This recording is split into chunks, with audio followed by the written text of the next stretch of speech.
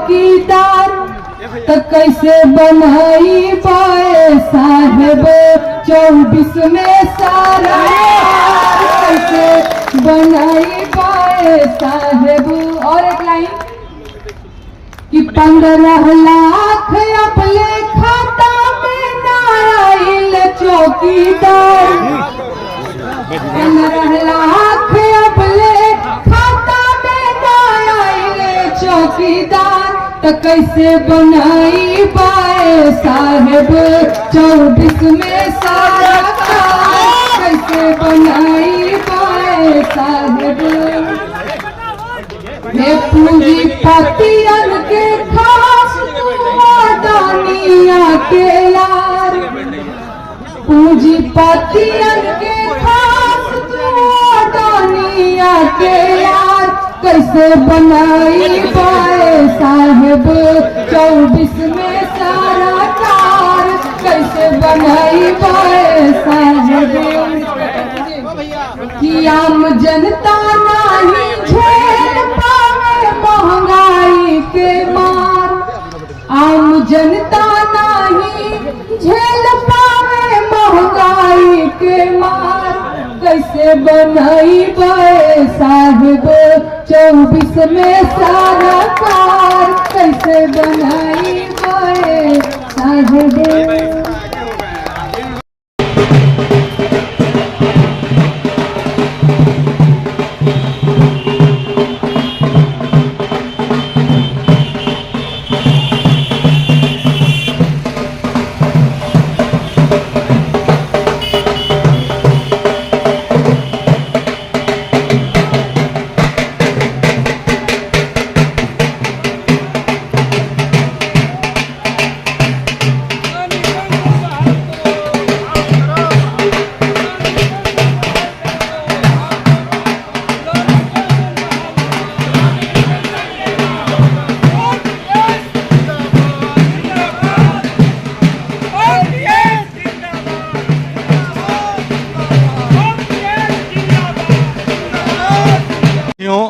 सभी को नमस्कार।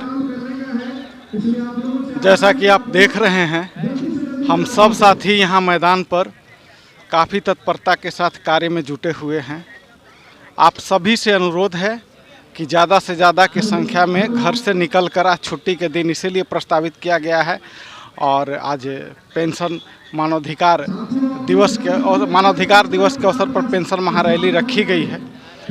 तो मैं विशेष रूप से जो पटना में पदस्थापित हैं उनसे तो ये हक बनता है कि उनसे कहें कि वो निकल करके ज़रूर से ज़रूर बाहर आएँ। और सचिवालय के बगल में होने के नाते हम सचिवालय के सभी मित्रों से तो यह अपेक्षा भरपूर रखेंगे कि वो ज़रूर यहाँ भाग लेंगे। और बिहार के सभी कोने कोने से लोग आ रहे हैं। हमारे आंदोलन के राष्ट्रीय अध्यक्ष माननीय विजय कुमार बंधु जी आ रहे हैं और सुप्रसिद्ध लोक गायिका भी आ रही हैं नेहा सिंह राठौर जी। इसलिए हम सब लोग यहाँ पे जुटे और अपनी जो मांग है उसको पुरजोर तरीके से रखें ताकि सरकार इस बात को समझे कि ये ना सरकार के हक में है और ना कर्मचारियों के हक में है। तो हमें वैसा गोली ना दिया जाए, वैसा गोली खाने के लिए ना दिया जाए जो मुझे खुद पसंद नहीं है और ज़बरदस्ती बताया जाए कि नहीं ये आपके लिए अच्छा है। आप एक तो इसलिए ये बहुत अच्छा मौका है कि हम अपने अधिकार के लिए जो मानवीय अधिकार है उस अधिकार के लिए हम यहाँ पे एकत्रित हों और अपने बुढ़ापे को अपने आगे की पीढ़ी को एक अलग तरीके की आर्थिक सुरक्षा अभिभूत करें। धन्यवाद। हमारे मित्र बताएंगे कुछ बातों को। क्या चाहिए, क्या चाहिए? हाथ अगर तो दोनों हाथ ऊपर कर लीजिए। क्या चाहिए, क्या चाहिए? एकदम माननीय मुख्यमंत्री हमारे साथ खड़ी है। मैं सपोर्ट करता हूँ अपनी बहनों को जिस तरह के साथ खड़ी हुई है। मैं सबका धन्यवाद देता हूँ। इनके पास कई जिम्मेदारियां हैं, परिवार की, बच्चों की, माँ बाप की, सास ससुर की, नौकरी की, बहुत बड़ी समस्या और उनको उम्मीद है से है। इस बैनर से बहुत बड़ी उम्मीद पाले हैं। वो कह रहे हैं सर उम्मीद बन रही है कि आपकी लड़ाई से हमें भी पेंशन मिलेगी। सोच के देखो। और अग्निवीर तो एमपीएस में है, ओपीएस में है। सोच के देखो। गृह की अपनी जिम्मेदारी होती है उसको पूरा करने के बाद ही हमने कहा ट्रेन छूट जाए तो छूट जाने देना, बस छूट जाए तो छूट जाने देना, लेकिन ओपीएस नहीं छूटना पाए। तैयार है? तैयार है। और अभी तक आपने खूब तालियां बजाई, किसके लिए? दूसरों के लिए, अपने लिए। हमारे बीच में बहुत बड़ी संख्या में मातृ शक्तियां आई हैं। अब उनके समर्थन में मातृ शक्तियों की अब तक की सबसे बेहतर गार्ड काउंसिल के असिस्टेंट सेक्रेटरी धनबाद डिवीजन का हूँ। मैं इस पेंशन मानवाधिकार रैली का प्रतिनिधित्व कर रहा हूँ अपने काउंसिल की तरफ से, और इसमें लगभग हजारों की संख्या में यहाँ पर उपस्थित हमारे विभिन्न विभागों के डिपार्टमेंट के लोग आए हुए हैं और पेंशन मानवाधिकार रैली का समर्थन कर रहे हैं। मैं आपके माध्यम से सरकार तक एक आवाज़ पहुँचाना चाहता हूँ कि सरकार, यदि आप ओल्ड पेंशन का लाभ ले रहे हैं तो हम लोग को भी ओल्ड पेंशन का लाभ दीजिए। यदि आप ओल्ड पेंशन का लाभ छोड़ते हैं तो हम लोग स्वेच्छापूर्वक आपके विरोध में, ये ओपीएस के समर्थन में नहीं आएंगे। इसलिए मैं आपसे विनती करता हूं कि ओपीएस लागू किया जाए। ओपीएस हम लोगों का बुढ़ापे के सहारा है। ओपीएस जिंदाबाद। सबसे पहले तो हम ये बताना चाहेंगे कि एनएमओपीएस के राष्ट्रीय अध्यक्ष श्री विजय कुमार बंधु जी, जो देश के दूसरे गांधी हैं, इन्होंने पेंशन की आवाज़ को उठाया। आज पेंशन जन जन की आवाज़ बन चुकी है। आप इतना जान लीजिए कि लोग ये नहीं समझ पा रहे थे कि पेंशन पुनः लागू हो सकती है, लेकिन श्री विजय कुमार बंधु जी ने इस आंदोलन को इतना गति प्रदान किया आज सुदूर देहात क्षेत्र में भी जो काम कर रहे हैं वो बुढ़ापे की लाठी के लिए, ओल्ड पेंशन स्कीम के लिए आगे आ रहे हैं।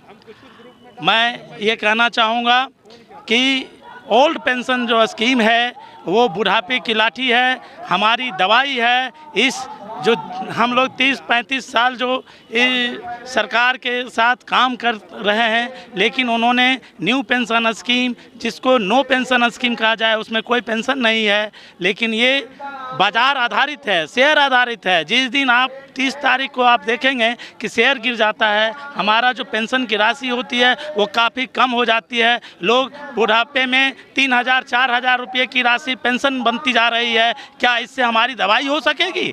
क्या हमारा इससे गुजर बसर हो सकता है? इसीलिए हम लोग इस पेंशन की लड़ाई को आगे तब तक लड़ेंगे। और एक बात कहना चाहेंगे कि देश पर वही राज करेगा जो ओल्ड पेंशन स्कीम को फिर से बहाल करेगा। धन्यवाद। तो हमने यूं ही पूछ लिया, हम कहे सर किस बैच के हैं? तो कह रहे हैं 2011 के। क्या बोले? 2011। तो हमने कहा सर आप हम क्या समझाएं कि एनपीएस और ओपीएस क्या है? आप तो खुद उसके मारे हैं। तो वो जो चेयर होती है आगे, कुर्सी छोड़ के बगल में अधिकारियों की सोफा लगी होती है, तो सोफे पे आगे बैठ गए। कहें यार मेरी मजबूरी, उस कुर्सी पे ही बात करेगी जो सरकार कहेगी। अब सोफे पे आपके साथ है, सोफे पे आपके साथ है। और मैं आपको बताऊं उनकी बात, जब मैंने सारी बात बताई तो उन्होंने एक लास्ट में निचोड़ दिया। उन्होंने कहा विजय बंधु लड़ते रहना, आप जीतोगे। हम कहे सर जब आप एक बात कह रहे हैं तो फिर और विश्वास है। तो उन्होंने जो मजे की बात, बड़ी अच्छी बात कहा। उन्होंने कहा जीतोगे। यार एनपीएस वाला आईएएस भी अभी किनारे किनारे पोस्टिंग पाया है। जिस दिन वो चीफ सेक्रेटरी बनेगा फाइल मंगा के करेगा, क्योंकि उसका भी मामला है। ये ताकत देता है, ये हिम्मत देता है कि हमारा आईएएस वाला भी जब चीफ सेक्रेटरी बनेगा तो बुलाएगा शशि भूषण जी, वो फाइल किधर है, क्योंकि बुढ़ापा उसका भी उसी फाइल में दबा है। सही है नहीं सही है? सही है। लड़ना चाहिए नहीं लड़ना चाहिए? लड़ना चाहिए। जीतेंगे नहीं जीतेंगे? जीतेंगे, जीतेंगे। आपसे कहते हुए अभी 1 अक्टूबर की बात मैं इसलिए कह रहा हूं क्योंकि 1 अक्टूबर ने जो काम किया एनएमओपीएस ने, वो ट्रेड यूनियन के इतिहास में, ट्रेड यूनियन मैं राहुल कुमार, प्रदेश उपाध्यक्ष बिहार एनएमओपीएस टीम से हूं। और आज बिहार के इतिहास में पहली बार जो है कि हम लोग हक की लड़ाई के लिए सरकार से मांग कर रहे हैं। सरकारी कर्मचारी जब 60 साल हो जाता है तो उसको पेंशन विहीन हो जाता है। जो आज का एनपीएस है उस समझ जाइए कि आप शेयर मार्केट पे आधारित है, इसका कोई रिस्क नहीं है। आदमी जब तक जवान रहता है तब तक हाथ पैर चला लेता है, लेकिन जैसे ही रिटायरमेंट होता है तो बिन पैसा का अपना सगे संबंधी पुत्र पुत्री भी नहीं पूछता है। आप लोग अपने परिवार में देख सकते हैं। अतः आप सभी साथियों से अनुरोध है कि यह जो भीड़ देख रहे हैं, आज लगभग 1 लाख के आसपास में सभी केंद्रीय एवं राज्य सरकार के कर्मचारी आज सड़क पर उतर गए हैं। इसलिए अनुरोध है कि भाई आप लोग जल्दी आएं और हमारे राष्ट्रीय अध्यक्ष विजय बंधु का आगमन कुछ ही देर में होने वाला है और उनका भाषण सुना जाए। यह एक सरकारी कर्मचारी का हुजूम है जो कि आपको हर इलेक्शन से लेके सारा गतिविधि में आपको वोट में भी तब्दील कर सकता है। अतः यह एनपीएस सरकार के घोषणा पत्र में भी था। जब हमारे उप मुख्यमंत्री तेजस्वी यादव का 2020 का विधानसभा चुनाव था, उस समय भी सरकार का कहना था कि पहला कैबिनेट, पहली कलम हमारा ओपीएस पे ही चलेगा। अतः सरकार से भी अनुरोध है, मैं आग्रह करता हूँ कि कर्मचारियों के हक के लिए ओपीएस लागू किया जाए। धन्यवाद। कि अग्निवीर आने वाले समय में इस देश की सुरक्षा के लिए खतरा है। जिसको पता है 4 साल नौकरी है, बाहर से उसने प्रमोशन मिला, उसको पता है 4 साल बाद बेरोजगार। कल्पना करो क्या हो सकता है। मैं इतिहास बता रहा हूं आपको। अगर वो ट्रेनिंग होकर रिटायर होकर चला आया, यहां बिहार में घूमा, नौकरी का सवाल है, नौकरी चली गई 4 साल के अंदर, तनख्वाह बंद हो गई, पेंशन मिलेगी नहीं, और देश की सेना की ट्रेनिंग लिया है और किसी ने कहा कि जो चाहिए हम देने को तैयार हैं, देश की सुरक्षा के लिए खतरनाक है। गलत तो नहीं कह रहा हूं, यह बहुत खतरनाक स्थिति है और एक खतरनाक संस्कार के लिए है। हम कहते हैं ये केंद्र में बैठी हुई सरकार संस्कार वाली पार्टी है। उस 4 साल में लेगा लड़का नौकरी, उसको लोग ब्याह के लिए दूल्हा देखने आएंगे। 1 साल 2 साल कभी कभी प्रोग्राम लग जाता है। जब तक वो रिटायर होके आ जाएगा, लड़की वाला बाप जाएगा, मैं नौकरी में जो है उससे मिलने आया हूँ, बात करने आया हूँ नौकरी के लिए। वो कहा मैं ही हूँ, कहा ये आका रिटायर हो गया। पिताजी कहा नौकरी में है, पिताजी नौकरी, बेटा रिटायर हो गया। ये कौन सा संस्कार पैदा पड़ेगा? सोच के देखो एक बार। और उनकी तो नौकरी भी, जो अग्निवीर होंगी उनकी शादियां नहीं होंगी। मैं बता रहा हूं, कौन लड़की देगा 4 साल के लिए? कौन देगा? ये बहुत बड़ा खतरनाक स्थिति है। तो क्या आओ अग्निवीर का विरोध करते हैं? आप कह दो कि मेरा क्या मतलब, मैं तो नौकरी में हूं। अरे भाई, आप आज अगर विरोध नहीं करोगे तो आने वाली पीढ़ियां उसका अवसाद झेलेगी। जैसे 2004 में जब खत्म की गई, उस समय लोग बोले होते तो हमको बोलना नहीं पड़ता। सही है, सही है। आज भी एक रेल के बड़े नेता बिहार में हैं, बिहार में आए हैं, काहे के लिए? जिंदाबाद जिंदाबाद। जीता नहीं जीता है? मध्य प्रदेश के अंदर 230 सीटें, 230 सीटों पर 199 सीट पर ओपीएस जीता है। 199 पर डाटा है, हमारा नहीं है, निर्वाचन आयोग का है। 199 सीटों पर कोई छोटी बात है क्या? हाँ, हमारा परसेंटेज उस वोटर का 2-2.5% है। समझिए मेरी बात को। और इसीलिए बिहार आज रैली के बाद पहला कार्यक्रम है मेरा। मैं बताने आया हूं कि 2-2.5% से काम नहीं चलेगा, इसीलिए आपको घर घर जाना पड़ेगा। जो 2-2.5 है उसको 5-7 करना है। अच्छा, आपका पुरानी पेंशन है तो आपकी मौसी का मामला नहीं है क्या? आपके मामी का मामला नहीं है क्या? आप उनको समझाइए, उनको बताइए ओपीएस राष्ट्रहित में है, एनपीएस देश के विरोध में है और हमारी बुढ़ापे की लाठी है। आप मौसी वोट ओपीएस में करो, आपको निकलना पड़ेगा। मध्य प्रदेश का, राजस्थान का सारा आंकड़ा मेरे पास है। हमने उनसे कहा हमारा मुद्दा जीता है, पार्टी हारी होगी वो समीक्षा करे, वो जाने, हमसे मतलब नहीं है। हाँ, ये बात सही है कि जीत जाते तो ये और ज्यादा ताकत से हम आगे बढ़ते। अब संघर्ष थोड़ा बड़ा हो गया, थोड़ा कड़ा हो गया, और इसीलिए पहले बिहार को चुना।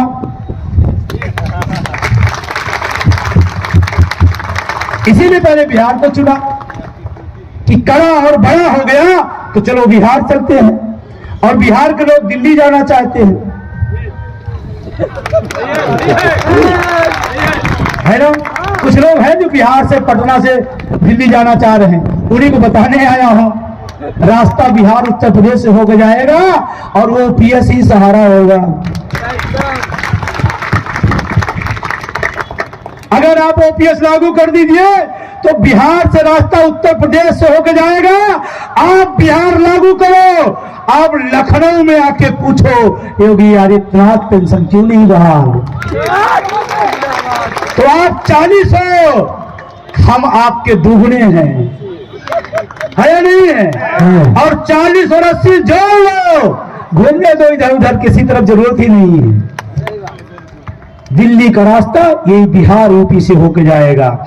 यहां बैठी हुई सरकार से मैं निवेदन करना चाहता हूं, आप ओपीएस बिना लागू किए बिहार दिल्ली का सपना भूल जाइएगा, मैं कहने आया हूं। गलत तो नहीं हो? बोलिए, समर्थन में है नहीं? समर्थन में। अब कुछ उसी पार्टी के लोग होंगे कहें ये तो विजय बंधु गलत बोले। देखो, मेरा आरटी पार्टी से मत जोड़ो, मैं मुद्दे के प्रति निहायत स्वार्थी आदमी हूं। गलत हो क्या? अब कहोगे नहीं ये तो बहुत गलत बात बोल दिया। अरे जिसके लिए विधायक और सांसद के लिए मरते हो, मिनटों में टिकट नहीं मिलता, पार्टी बदल देता, वो भी तो स्वार्थी है। स्वार्थी है, वो भी तो स्वार्थी है जी। यही सरकार किसी और की चल रही थी, किसी और की चलने लगी, तुम्हारा मामला आया, तुम इकट्ठा हो गए। हमारा मामला हम क्यों नहीं इकट्ठा हो? हम क्यों नहीं इकट्ठा हो? क्यों नहीं इकट्ठा हो? होना चाहिए नहीं होना चाहिए? होना चाहिए। पार्टी देगी तो हम भी देंगे, जो पार्टी ना करेगी हम भी ना करेंगे। कोई करे ओपीएस नहीं तो वोट नहीं। अरे 2014 में बाबा भइले 19 में, नवा भइले 19 में, नवा भइले हो ललना 6 साल बीतले बियाह के, विकसवा ना जन्म बीतले जन्म के, विकसवा जन्म ले हो। विकसवा काहे नहीं जन्म ले, ये जानना चाहते हैं? हर जनवरी में राजा जी जापान घूमे, फरवरी फ्रांस घूमे, फरवरी फ्रांस घूमे हो ललना बरहो मास घूमेले विदेशवा, विकसवा ललना बरहो मास घूमेले विदेशवा, विकसवा जनावा हो।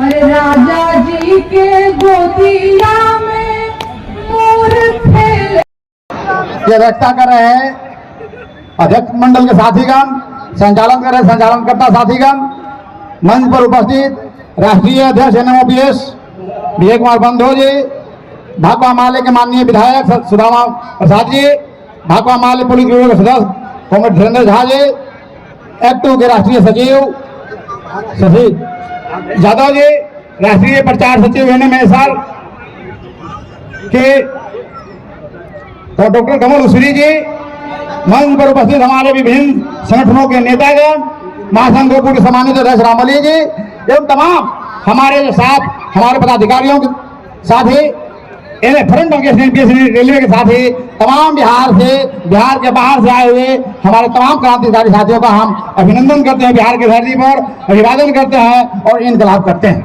साथ ही ज्यादा वक्त नहीं है, हम अपना वक्त राष्ट्रीय अध्यक्ष विजय कुमार बंधु जी को देना चाहते हैं। हम 2 मिनट में अपनी बात खत्म करेंगे। साथ ही जैसा कि जानते हैं, महासंघ गौपुट की स्थापना 9 जून 1957 को ही हुआ था। 1957 से बिहार के कर्मचारी शिक्षकों के लिए और शोषण कर्मचारियों के लिए, तमाम लोगों के लिए, बिहार के कर्मचारियों के लिए आंदोलन करता रहा है और संघर्ष से बदौलत हम केंद्रीय वेतनमान, केंद्रीय भत्ता, तमाम सुविधाएं जो है केंद्र सरकार के अनुरूप लिए हैं। तो महासंघ गोकुल का यह इतिहास है। और महासंघ गोकुल ने अपना राज्य सम्मेलन जब गया में हुआ था नवंबर 2018 में, वही संकल्प लिया था कि हम लोग पुराने वेतन बहाल कराएंगे बिहार के कर्मचारियों को, शिक्षकों को। उसके लिए हम लोग तुरंत स्टेट फोरम अगेंस्ट एनपीएस का गठन 25 दिसंबर 2018 को किए। उसके माध्यम से कार्रवाइयां चली। नंद किशोर ओझा जी हमारे जो बिहार के संस्था नेता थे वो आए थे, डॉक्टर कमल सूरी जी आए थे, रेलवे के साथी संतोष पासवान जी आए थे, बहुत सारे साथी आए थे और उन तमाम लोगों के साथ मिलकर करके हम लोगों ने आंदोलन शुरू किया। मुख्यमंत्री समक्ष धरना दिया था और उसके बाद हम लोगों ने कहा कि नहीं, पूरे राष्ट्रीय जो आंदोलन है उसके साथ होकर करके national movement for old pension scheme के माध्यम से हम लोग आंदोलन करेंगे और उसके माध्यम से हम लोगों ने लगातार लड़ाइयां शुरू की, कार्रवाइयां शुरू की। और तमाम साथी जानते हैं कि बिहार में पिछले साल हम लोग 15 मई 2022 को यही सचिवालय कैंपस में जगीमाना शोध संस्थान है, उसमें हम लोगों ने कार्यक्रम किया, कार्यकर्ता अभियान शुरू किया था, सदस्यता अभियान शुरू किया। और उसके बाद से हम लोगों ने बिहार में 2 अक्टूबर को कार्यक्रम शुरू किया पिछले साल। फिर हम लोगों ने पूरे बिहार में पेंशन रद्द ज्यादा एनपीएस निजीकरण भारत छोड़ो आंदोलन चलाया भितिहरवा से और 22 दिनों का भ्रमण हम लोगों ने 1 दिन से 4 दिन के अंदर में किया था। और उसके बाद आज 1 अक्टूबर को हम लोग रामलीला मैदान में बिहार के सैकड़ों हजारों लोग गए थे। और आज हम लोगों ने पिछले नवंबर महीने में 26 नवंबर को हम लोगों ने कैंडल मार्च किया और आज पिछले रविवार को 3 दिसंबर को हम लोगों ने बाइक रैली किया पूरे बिहार में। और आज 10 दिसंबर को हम लोगों ने बिहार में तमाम कर्मचारी शिक्षक गवाह हैं, तमाम बिहार के पदाधिकारी, भाषा के पदाधिकारी, डॉक्टर साहब और इंजीनियर साहब और हिंदा संघ के लोग, तमाम लोग, बिजली विभाग के लोग, तमाम रेलवे के साथ तमाम लोग जो है यहाँ आए हुए हैं। और तमाम लोगों के मौजूदगी में हम सरकार से अपील करना चाहते हैं कि आप बिहार में पुराने पेंशन को बहाल कीजिए, अन्यथा आने वाले दिनों में बहुत बड़ा संघर्ष होगा। इसी आह्वान के साथ और तमाम साथियों को हम एक बार महासंघ ग्रुप की ओर से, एनएमओपीएस बिहार की ओर से हम तमाम साथियों को यहाँ उपस्थित होने के लिए, भागीदार होने के लिए क्रांतिकारी अभिनंदन करते हैं, धन्यवाद देते हुए अपनी बात समाप्त करते हैं। इनकलाब जिंदाबाद, महासंघ ग्रुप जिंदाबाद, national movement for old pension scheme जिंदाबाद।